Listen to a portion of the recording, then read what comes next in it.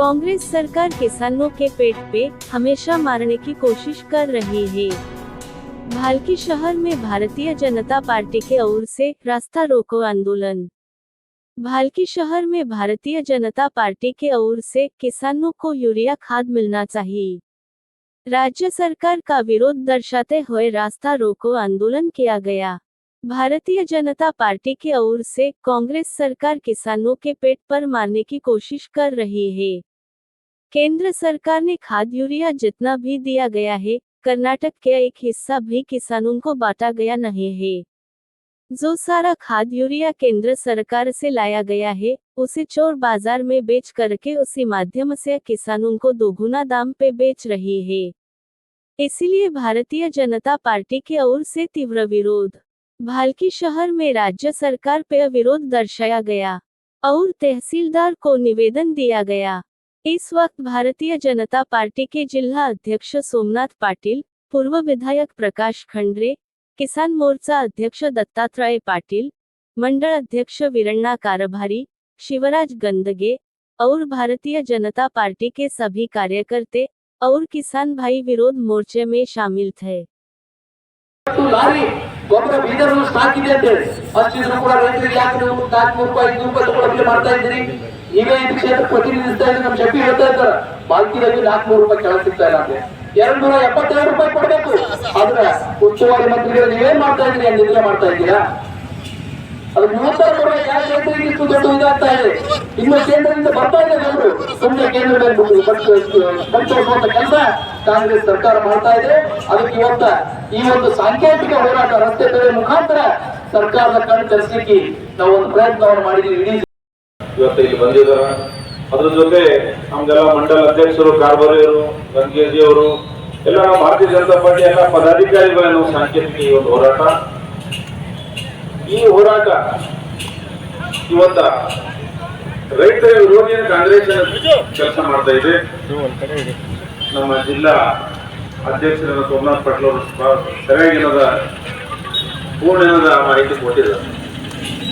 ಇವತ್ತು ನಾವೇನಾದ ನಮ್ಮ ರಾಜ್ಯದ ಕಾಂಗ್ರೆಸ್ ಸರ್ಕಾರದಲ್ಲಿ ನಡೀತಾ ಇದ್ದಂತ ರೈತ ವಿರೋಧಿ ಕೆಲಸಗಳನ್ನು ನಿಮಗೆ ಹೇಳಬೇಕಾಗಿದೆ.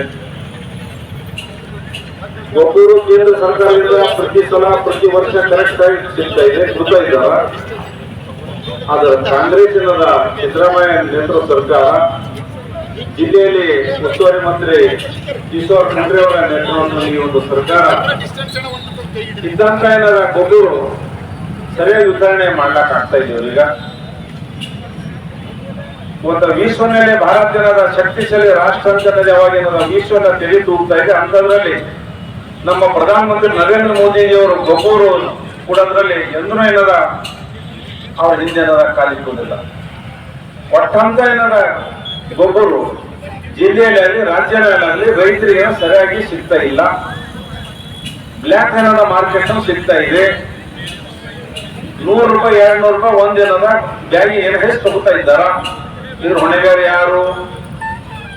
ಮುಖ್ಯಮಂತ್ರಿಯವರು, ರಾಜ್ಯಕ್ಕೆ ನಮ್ಮ ಜಿಲ್ಲೆಗೆ ಈಶ್ವರ್ ಖಂಡ್ರೆ ಅವರು ಉಸ್ತುವಾರಿ ಮಂತ್ರಿಯವರು. ಎಲ್ಲಿ ನೋಡಿರ್ಬೇಕಂದ್ರೆ ಗೊಬ್ಬರ ಇಲ್ಲ ಅಂತ ಹೇಳ್ತಾರ. ಆದ್ರೂ ಕಾರ್ ಬಂದಿ ಸಿಗ್ತಾ ಇದೆ. ಅದು ಮತ್ತೆ ಹೆಚ್ಚಿನ ರೇಟ್ ಕೂಡ ಸಿಗ್ತಾ ಇದೆ. ಏನೇನ್ ಬಂತು? ಇದು ಯಾವುದು ಸಿಗ್ತಾ ಇದೆ? ಕೇಂದ್ರ ಸರ್ಕಾರ ಕೊಟ್ಟಂತ, ನರೇಂದ್ರ ಮೋದಿ ಕೊಟ್ಟಂತ ಈ ಏನಾದ್ರು ಗೊಬ್ಬರ, ಬೀಜ ಡುಪ್ಲಿಕೇಟ್ ಬೀಜಗಳು ಬಹಳ ಸಪ್ಲೈ ಆಗಿದಾವ.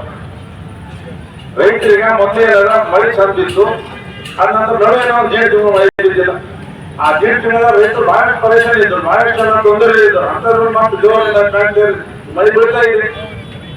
ರೈತರಿಗೆ ಏನಾದ್ರೆ ಬೀಜ ಮತ್ತೆ ಗೊಬ್ಬರ ಬೇಕು. ಇಂಥ ಸಮಯ ಏನಾದ್ರು ಸಿಕ್ಕಿಲ್ಲ ಅಂತಂದ್ರೆ ಇನ್ನ ಸ್ವಲ್ಪ ದಿವಸ ನಂತರ ಬೀಜ ಗೊಬ್ಬರ ರೈತರು ಏನ್ ಮಾಡಕ್ ಸಾಧ್ಯ ಇದೆ. ಹಾಗಾಗಿ ಇವತ್ತು ನಾವೇನದ ಈ ಒಂದು ಸಾಂಕೇತಿಕ ಹೋರಾಟ, ಸಾಂಕೇತಿಕ ರಾಷ್ಟ್ರರೂಪ ಏನ್ ಮಾಡ್ತಾ ಇದ್ದೀವಿ. ಅದ್ರ ಜೊತೆ ರಾಜ್ಯದಲ್ಲಿ ಈ 5 ಗ್ಯಾರಂಟಿ ಹೆಸರಲ್ಲಿ ಪೂರಾ ಏನದ ಬಜೆಟ್ ಏನದ ದುರ್ಗಾರ ಆಗ್ತಾ ಇದೆ. ಇವತ್ತು SC ST ಏನದ ಬಜೆಟ್, TSP ಮತ್ತು SCP ಬಜೆಟ್ ಸಾವಿರಾರು ಕೋಟಿ. ಹೋದ ವರ್ಷ 25,000 ಕೋಟಿ SCP TSP SC ಜನರು ಮತ್ತು ST ಜನರ ಹಣ. ಅದು ಉಪಯೋಗ ಏನದ ರೈತರಿಗೆ ನಮ್ಗೆ SC ST ಜನರಿಗೆ ಕೊಟ್ಟಿಲ್ಲ. ಅದು ಹಣ ಬೇರೆ ಕಡೆ ಆಡಳಿತ ಮಾಡಬೇಕು. ಈ ಸಲ SCB TSP 10,000 ಕೋಟಿ ಹಣ ಮತ್ತು ಡೈವರ್ಟ್ ಮಾಡಬೇಕು.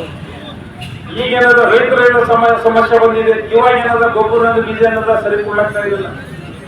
ಇವತ್ತು ಈ ತರ ಏನದ ಒಂದು ಜನ ವಿರೋಧಿ, ರೈತ ವಿರೋಧಿ, SC ST ವಿರೋಧಿ ಸರ್ಕಾರ ಏನದ ಇವತ್ತು ರಾಜ್ಯದಲ್ಲಿ ನಡೀತಾ ಇದೆ. ಹಾಗಾಗಿ ನಾವೆಲ್ಲರೂ ಸಾಂಕೇತಿಕ ಹೋರಾಟ ಜೊತೆ ಇದು बड़े ये तो खाली ट्रेलर है, सैंपल है, मगर आगे बहुत बड़ा होराट होने वाला है. उसके बाद सिद्धरामैया हमारे मुख्यमंत्री जी को और हमारे उस्तुवारी मंत्री ईश्वर जी को हम बोल रहे हैं, सुधार लो, खाद और बीज सीधा सीधा दे दो. ये जो चोरी मार्केट में हो रहा है उसको पकड़ लो, पकड़ के उनको क्या वो पूरा गोबर और बीज क्या लोगों को, किसानों को देने का काम करो. बनते हुए मैं बातें समाप्त करता हूँ.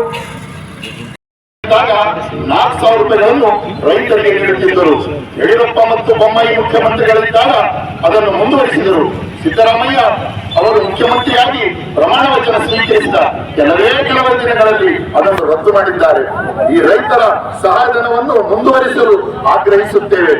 ಕೇಂದ್ರ ಸರ್ಕಾರದಿಂದ 8,70,000ಕ್ಕಿಂತ ಹೆಚ್ಚು ಮೆಟ್ರಿಕ್ ಟನ್ ಯೂರಿಯಾ ಬಂದಿದ್ದು, ರೈತ ಮೋರ್ಚಾಧ್ಯಕ್ಷರು ಹಾಗೂ ಕ್ಷೇತ್ರ ನಾಯಕ ಪ್ರಕಾಶ್ ಖಂಡ್ರೆ, ಮಾಜಿ ಶಾಸಕರು, ಜಿಲ್ಲಾಧ್ಯಕ್ಷರು ಸೋಮನಾಥ್ ಪಾಟೀಲ್, ಇನ್ನುಳಿದ ಮುಖಂಡರು ಕೂಡ ಈ ಒಂದು ಮೆಮೊರಂ ಮೇಲೆ ಸಹಿ ಮಾಡಿ ಮಾನ್ಯ ತಹಸೀಲ್ದಾರ್ ಮುಖಾಂತರ ನಮ್ಮ ಮಾನ್ಯ ಘನರತ್ನ ರಾಜ್ಯಪಾಲರಿಗೆ ಇದು ಸಲ್ಲಿಸ್ತಾ ಇದ್ದೀವಿ.